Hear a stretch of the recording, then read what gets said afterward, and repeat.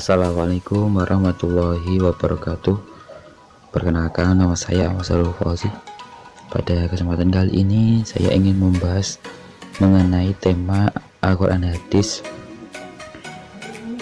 dengan judul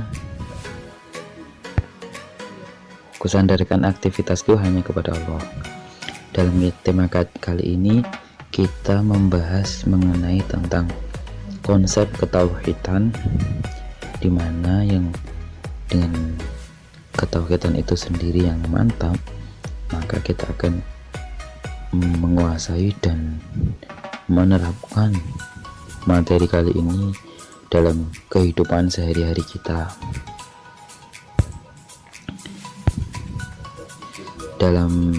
Sebelum kita menginjak tentang ketauhidan, terlebih dahulu kita harus mengakui, juga memahami, mengerti akan kebesaran Allah. Kebesaran Allah itu sendiri bisa kita pahami, bisa kita lihat pada 3 konsep yang saya berikan ini, yaitu mengenai penciptaan langit dan bumi. Dalam penciptaan dan langit dan bumi, tentunya siapa sih yang menciptakan? Yang menciptakan ya Allah, karena sesuatu itu kan belum ada menjadi ada, dan sesuatu yang ada itu ya Allah. Jadi sesuatu yang ada itu menciptakan sesuatu yang tidak ada. Bumi dan langit aslinya tidak ada, kemudian menjadi ada karena diciptakan oleh Allah, oleh Tuhan. Kemudian terjadinya siang dan malam. Kenapa sih kok enggak siang aja, enggak siang aja, enggak malam aja, kok ada siang dan malam?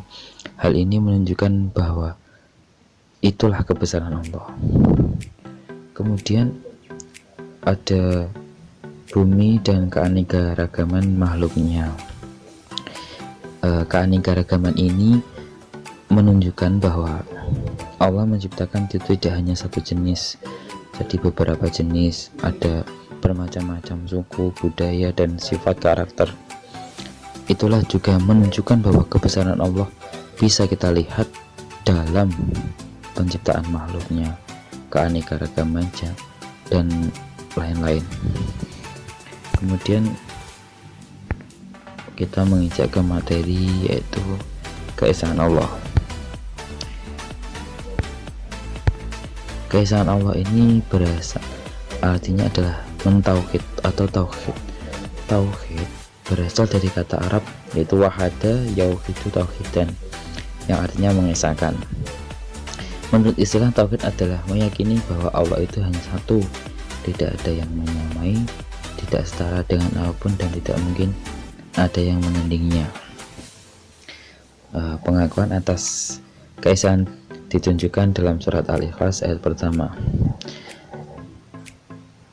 yang berbunyi A'udzubillahi minasyaitonirrajim, bismillahirrahmanirrahim, Qul huwallahu ahad. Katakanlah Muhammad, dialah Allah yang Maha Esa. Ayat ini menunjukkan bahwa Allah itu adalah Esa, satu, tidak ada yang menyamai dan tidak ada yang menandinginya. Artinya adalah bahwa Tuhan adalah satu-satunya Tuhan, jadi tidak ada yang lain, tidak ada Tuhan ini dan Tuhan itu hanya satu. Jadi kalau kita meyakini adanya Tuhan dengan ketauhidan ini, kita harus yakin bahwa Allah itu hanya satu. Kemudian ada akibat perbuatan syirik. Dalam akibat perbuatan syirik ini, Allah menerangkan dalam salah satu suratnya, yaitu yang berbunyi Innallaha la yaghfiru ayyushraka bihi wa yaghfiru ma duna dzalika liman yasha wa may yusyrik billahi faqad isman 'azima. Yang artinya sesungguhnya Allah itu tidak mengampuni dosa karena mempersekutukannya atau syirik, dan Dia mengampuni apa dosa selain syirik itu bagi siapa dia yang dia kehendaki. Barang siapa yang mempersekutukan Allah, maka sungguh dia telah berbuat dosa yang besar. Jadi ayat ini menerangkan bahwa akibat dari perbuatan syirik itu sangat besar dan harus dijauhi.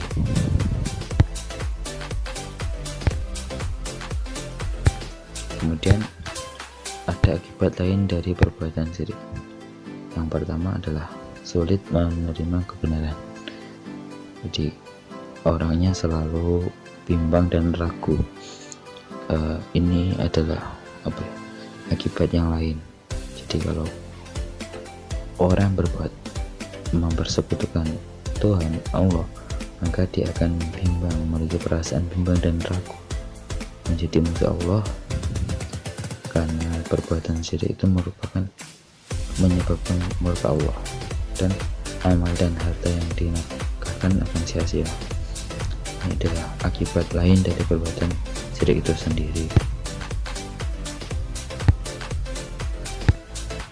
Kemudian hikmah menghindari perbuatan syirik.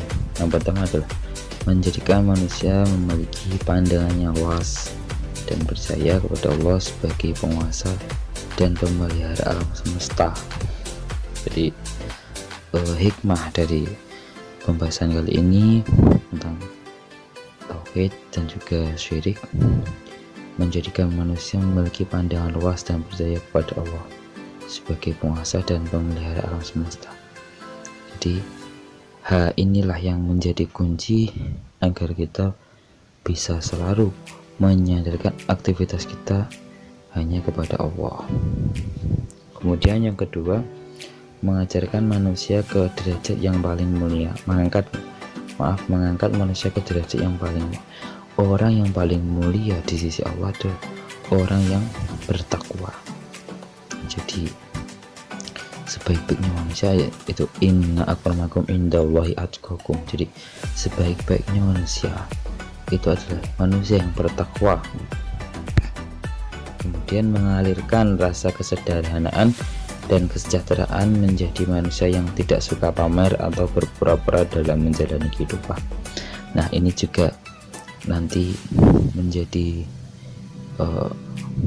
output dari menyandarkan aktivitas hanya kepada Allah. Jadi manusia akan menjadi biasa, menjadi sederhana dan tidak suka pamer, berpura-pura dalam menjalani kehidupan. Jadi mereka melakukan apapun itu juga atas iman, dasar iman dan juga tauhid.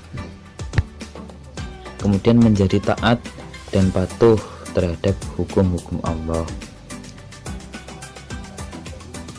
Yang kedua ini yang keempat, jadi otomatis kalau kita taat, kita mentauhidkan Allah, pastinya kita juga patuh terhadap hukum-hukum Allah. Kemudian tidak mudah putus asa dengan keadaan yang dihadapi. Jadi orang yang sudah bertauhid secara benar, pastinya dia tidak akan mudah putus asa, juga tidak mudah sedih atau tidak mudah menyesal, karena setiap dalam melakukan apapun selalu bertendensi dan kepada Allah. Kesimpulan dari materi kali ini adalah, intinya dalam melakukan apapun kita harus menyadarinya dengan tauhid, mendasarinya dengan tauhid yang benar dan bersandar kepada Allah. Jadi dalam menjalankan aktivitas apapun, intinya kita harus selalu melakukan atau menjalankan ketauhidan kita. Dengan begitu kita bisa menjadi seorang hamba yang sangat disayangi oleh Tuhan, dan kita bisa mendapatkan ridho darinya. Mungkin sekian dari saya. Bila ada kekurangan saya mohon maaf. Saya akhiri.